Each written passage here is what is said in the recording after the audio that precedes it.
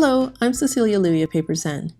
Yes, there really is a right and wrong side of quilling paper, but does it really matter?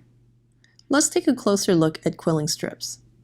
This is the worst, or best, example of a poorly cut edge that I could find in my stash.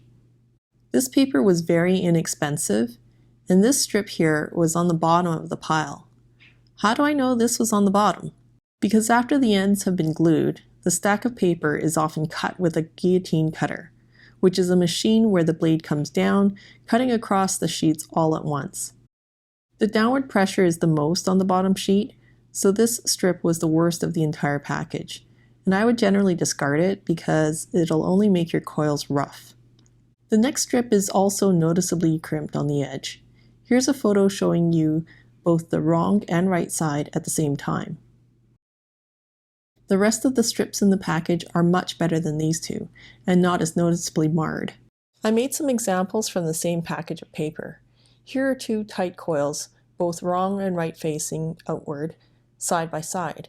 Can you guess which is which?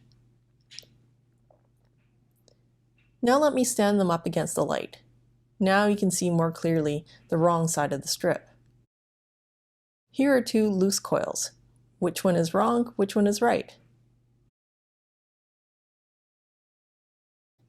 Let's shine a light on them again. Now you can see more clearly the wrong side. I normally buy my paper from North America, so I don't usually find such visibly rough edges. However, my fingers do automatically feel the very minute difference in the edges. If you can't feel it, try closing your eyes to heighten your touch sense. The right side simply feels better against your fingers when it's being coiled because it's slightly smoother.